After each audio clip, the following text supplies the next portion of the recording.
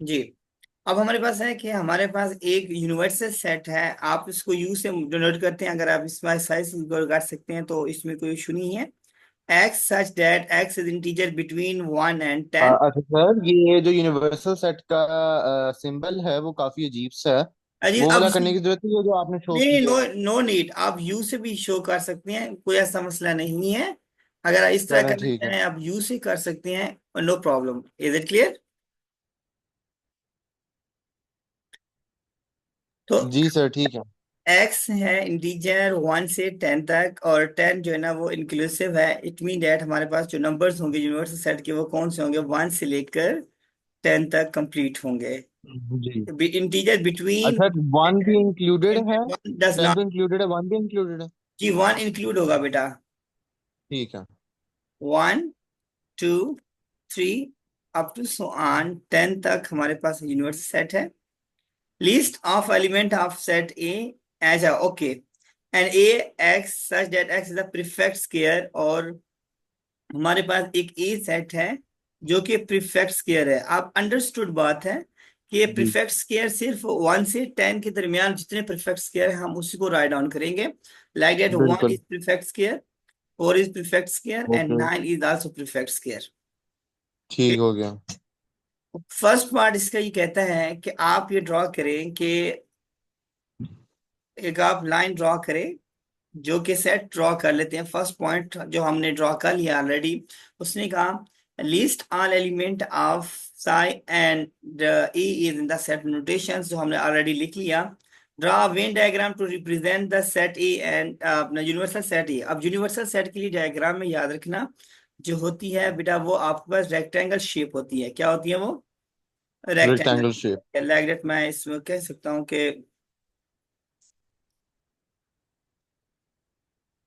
Rectangle shape हम ले लेते हैं। जैसे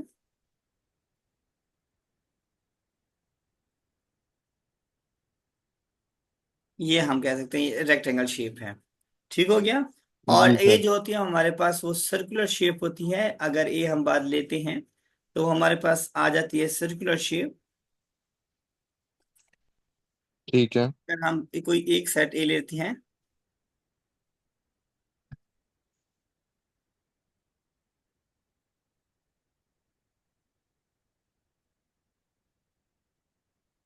वो हो जाए अगर हमारे पास सर्कुलर शेप हमने यहाँ पर लगा दी इसको। ठीक है, कोई भी इस बीच में लगा सकते हैं, कोई मसला नहीं है। हमारे यहाँ पर ओके हो गया, हमने कह दिया। अब हमारे पास क्या यूनिवर्सल सेट लाइक दैट, आप बस ये एक सेट और आपके पास एक यूनिवर्सल सेट गिवन है, और आप इसको नाम दे देते हैं। एक एलिमेंट है 1 4 9, और यूनिवर्सल सेट एलिमेंट है 2। रिमेनिंग जो बच जाएंगे 5 7 3 4 हो गया, 6 8 एंड 10 आ जाएगा। Is it clear? जी। नेक्स्ट जी है सर। पार्ट नंबर 3 है। अच्छा, from the Venn diagram list all element of A complement and set notations. Set notation में एक एक कॉम्प्लीमेंट निकालना है। एक कॉम्प्लीमेंट का मतलब होता है कि यूनिवर्सल सेट में से ए के वो एलिमेंट आपने सब्ट्रैक्ट कर देने होते हैं। तो अब जो ए के अलावा, जो इस सर्कल के अलावा जो एलिमेंट होते हैं वो एक एक कॉम्प्लीमेंट का होता है। आप डायरेक्ट कह सकते हैं 2 3 5 6 7 8 एंड 10। ये आपके पास ए का कॉम्प्लीमेंट हो जाएगा। ठीक है। क्या हो जाएगा? ये ए का कॉम्प्लीमेंट। नेक्स्ट है। ए का कॉम्प्लीमेंट, अच्छा सर, ए का कॉम्प्लीमेंट मतलब है कि जी जो भी वैल्यूज यूनिवर्सल सेट की हैं और ए की हैं वो मतलब ए की वैल्यूज को माइनस कर देंगे यूनिवर्सल या सेट की वैल्यू से, राइट? यस ऑफ कोर्स, बिल्कुल बिल्कुल ऐसे ही है। ठीक है। अब ये देखें ए का कॉम्प्लीमेंट की अगर बात करते हैं, वो तो यूनिवर्सल सेट में से ए को निकाल देना ए का कॉम्प्लीमेंट होता है। और जो कि जी आपने भी देख लिया कि जो ए के सर्कल के अंदर वैल्यूज है उसके अलावा हमने सारी वैल्यूज लिख ली। Clear point. बिल्कुल। नेक्स्ट है आपके पास describe set A in words. अगर हम इनको वर्ड्स में लिखना चाहें, ए को, ए के कॉम्प्लीमेंट को वर्ड्स में लिखेंगे तो अब क्या हो सकता है, बता सकते हैं आप? एक अच्छा जी, इसको हम लिखना मतलब वो जो मैथमेटिकल फॉर्म है एक्सरसाइज दैट। जी, आप इसको वर्ड्स में लिखना चाहें तो किस तरह लिखेंगे? तो हम सर इस तरह लिखेंगे जी, एक्स और फिर वो जो कॉलम वाले साइन है एक्सरसाइज दैट नहीं, वर्ड्स एक्स। में बेटा, वर्ड्स में लिखना है, नोटेशन ओके फॉर्म में ओके ना ओके लिखो ओके। बेटा। अरे ठीक है ठीक है ठीक है ठीक है। अच्छा, so basically A complement is such is a set that shows us the values of A minus from the universal set. नहीं नहीं नहीं, इस तरह नहीं बेटा, इस वैल्यूज को देखना है, ये वाली वैल्यूज को देख के एक्सप्लेन करना है। इसमें आपने देखा 1 नहीं है, 4 नहीं है, 9 नहीं है। इसका मतलब क्या है? प्रीफिक्स स्केयर नहीं है। क्या है बेटा? ओके, इस तरह बताना है, ठीक है, प्रीफिक्स परफेक्ट स्केयर स्टोरेज नहीं नहीं है। है। आप लिखेंगे A, the complement is a set of integers. ठीक है, ये इंटीजर का एक फ्रॉम सेट है between 1 and 10 inclusive, but without the perfect squares. yeah, without a prefix किया या prefix किया or not present या without prefix किया। ठीक ठीक है, ठीक हो गया। is it clear or so not? Basically हमने पैटर्न को देखते हुए निकालनी है ये यस, स्टेटमेंट। बिल्कुल बिल्कुल ऐसी बात है। क्लियर पॉइंट और ठीक है। नॉट? समझ आएगी जी बेटा? सर। जी। ओके हो गया।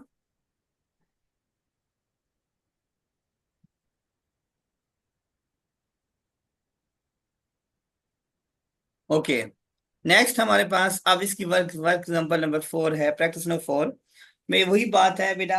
क्या आप ये लिख सकते हैं? क्या कहते हैं कि इट इज गिवन डेट, हमारे पास एक यूनिवर्सल सेट गिवन है जो कि 1 से 13 इंक्लूसिव है, और X is a prime number है, list all element of U and V. क्या ये हो सकेगा या मैं करा दूं? हो जाएगा सर इंशाल्लाह। ओके, गुड हो गया। और नेक्स्ट हमारे पास हम मूव करेंगे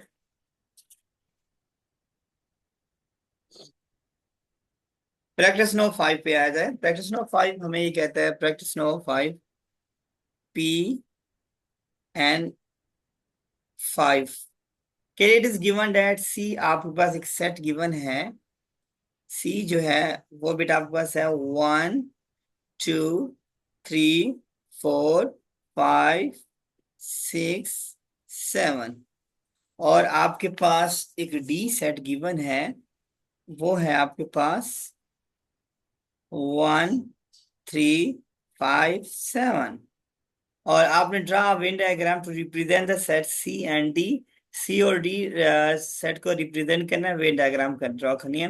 देखो मेरे बच्चे, वेन डायग्राम ड्रॉ करने के लिए सबसे पहले आपको पता होना चाहिए कि आपके पास इसमें ये जो सेट है वो डिसजॉइंट है, ओवरलैपिंग है। कैसे हैं डिसजॉइंट? कहते हैं कि कोई भी एलिमेंट सेट सी का डी के साथ मिलता ना हो, और ओवरलैपिंग होता है कम से कम कोई एलिमेंट जो है ना आपस में मिलता हो।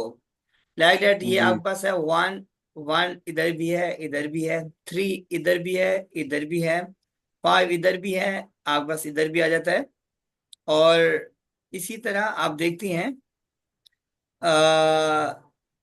7 इधर भी है बेटा, आपके पास इधर भी मिल जाता है। Clear point? आपने जी देखा जी कि सर। आपको 1 3 5 और 7, यानी कि ये सब सेट है। आप एक किस्म की भी कौन सा सेट मिल जाएगा बेटा आपको? सी जो डी है, डी इज अ सबसेट, आप लिख सकते हैं। डी क्या है बेटा? Subset subset of of C. C.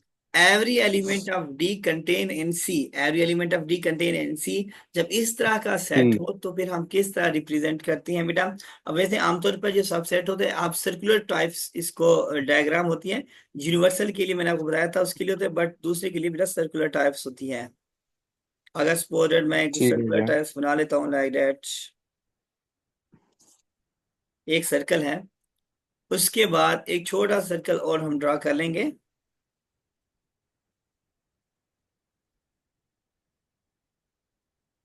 अच्छा सर, सबसेट्स के अंदर वो उनका एक वो होता है ना, सिंबल होता है सबसेट का, वो क्या होता है? मैं बता देता हूँ बेटा वो आपको, ओके।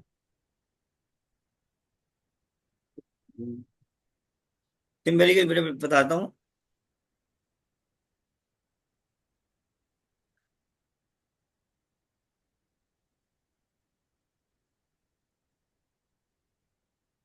मैं शेप ड्रा करके ना बेटा बता देता हूँ।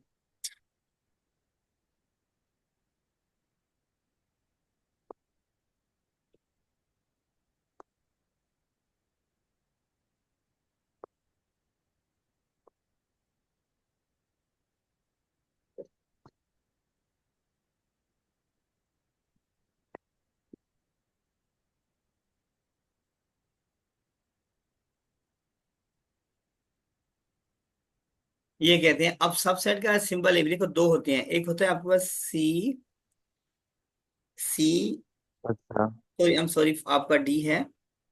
D is a subset of, इसे बिना, ये एक प्रॉपर सबसेट होता है, is subset of C. D is a subset of C. लेकिन इस टाइम ठीक हमारे होगा। पास क्या है, ये आपका इम्प्रॉपर सबसेट है। D is a improper subset of C, क्योंकि सर ये इम्प्रॉपर सबसेट क्या होता है?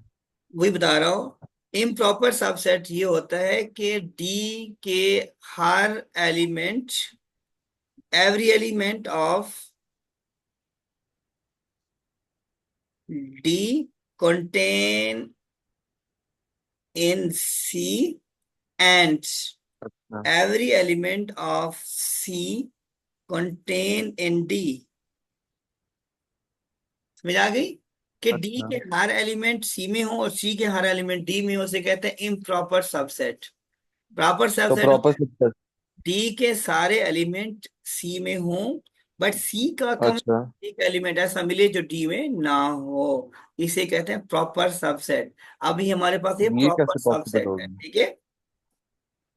क्लियर हुआ बेटा? सर समझ नहीं आई, मतलब प्रॉपर दोबारा सबसेट बता देता कैसे हूँ, फिर एक ये? एग्जांपल देखें। एक फॉर एग्जांपल आपके पास एक डी सेट है, जी। ए बी और सी। एक सी ठीक है। सेट है, A B and C. D के हर एलिमेंट सी में है, सी का हर एलिमेंट डी में है, इसे कहते हैं इम्प्रॉपर सबसेट। क्या कहते हैं इसको? Improper subset. आप समझ आ गई? ठीक है। तो ओके, जो हमारे पास अभी जिस ये एग्जांपल पे हम प्रॉपर है, लोग हैं, practice this note is your 5 वाली, प्रॉपर वो प्रॉपर सबसेट। सबसेट है? Proper proper subset. C, okay ठीक है, समझ आ डी गई। के देखे ना, डी के हर एलिमेंट तो सी में है, बट सी का कोई ऐसा है एक कम से कम, लाइक डेट मैं कहता हूँ कि six, six does not contain in D. ठीक हो गया। ओके। अब इसकी वेन डायग्राम में हमने लिखा, ये आ जाएगा 1 3 5 7, और आपका जो रिमेनिंग बच जाएगा 2 4 एंड 6 हो जाएगा। Is it clear? This is your Venn diagram of this question. Is it clear? जी sir. Next, is D proper subset of C? Explain. Question है पार्ट नंबर 2 में, आपके पास वही बात आ गई जो हम अभी डिस्कस कर रहे थे बेटा। क्या कह रहे हैं कि D is a proper subset of C? Can you explain it? जी sir, so basically D is a proper subset of C because because D because all the elements of D are included in C, but not all elements of C are in D. Good. यानी कि at least one element of C does not contain in D, like that जी। 2 4 and 6 does not contain in D. Due to this reason, the C, D is a proper subset of C. Is it clear or not? जी sir. Okay, question number 2 है practice number 5 का। इसका देखिए क्या कहता It है is question given number 2। it is given that P is equal to X such that is X is X is an integer integer between, such that, या अच्छा अच्छा आप, okay, zero, X is bigger than zero but less than or equals to 13, या it means that the 0 does not include in the set 1 but 2। 13 is included। Yeah, yes, of course, 13 is also included. And Q आपके पास ठीक हो set गया। given है, और this one is X, certain X is a X is prime such that X than is a 13. prime number less than 13। Yeah, can you explain the prime numbers? Sir basically one ना composite होता है ना prime होता है, सो Good. One is neither prime और composite. उसके बाद three is a prime number. 2 is also prime number. Prime number start from 2 because we define the prime number. Sorry sorry, मैं टू को मिस कर गया, sorry. Okay, okay. Two We three define the prime five number at seven, least. हाँ बस यही है। नहीं, 11, 11 तक है। Here is 2 3 जी 5 7 11 and 13। सर, उन्होंने कहा less than 13। Less than 13? Okay, that does not include in. Okay, हो गया। Is it clear or not? And R ji is a positive integer not more than 13, और पॉजिटिव इंटीजर है और not more than 30, and then R start from R is X is such that X is a positive integer not more than 13. So basically sir, एक minute रुके, not more than अच्छा 13 included होगा। No मोर, अच्छा not more then 13, 13 से ज्यादा नहीं होना चाहिए, 13 इज इंक्लूडेड। अच्छा ठीक हो गया। सो सर ये हम 1 से 13 तक लिख लेंगे सारे। जी बिल्कुल ऐसे ही होगा। गुड। फर्स्ट है list of element of P and Q, हमने लिख लिया। क्वेश्चन नंबर 2 है, पार्ट नंबर 2 इसका देखें। जी। कहता है कि Q is a proper subset of P और P is a proper subset of Q. Explain. अच्छा सबसे पहला है जी, Q is the proper subset of P. Okay, and P is the proper subset of Q। नहीं sir, Q is the proper subset of P। Because every element of Q contain in P. P, but not all elements of P are contained in Q। Q. Good. So we say that Q is a proper subset of P. The first one is P। accurate. Q is a proper subset of P because every element of P, sorry, Q contain in P। here I write here, contain in Q, P, but every element of Q does not contain in P. Is it clear or not? जी sir.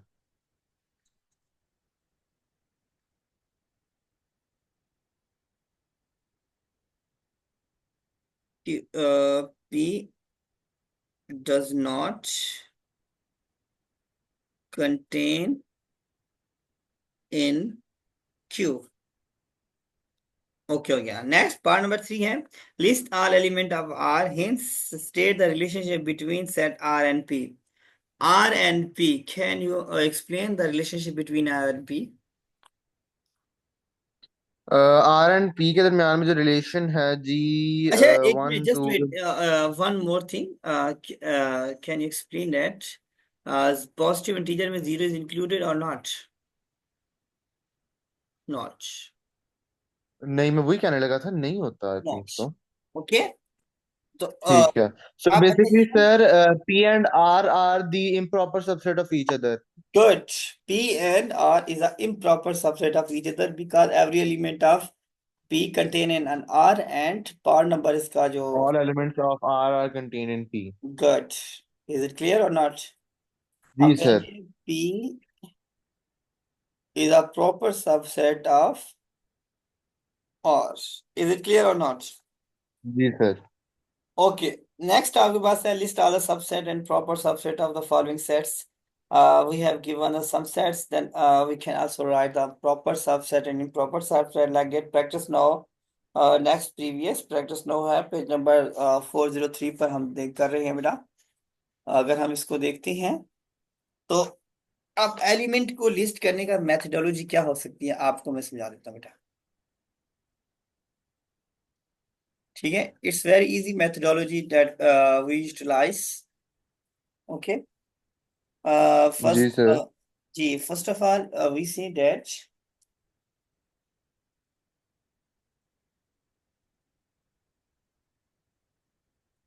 we have given some element like that, एक set है, 1 and 2 element है इसके।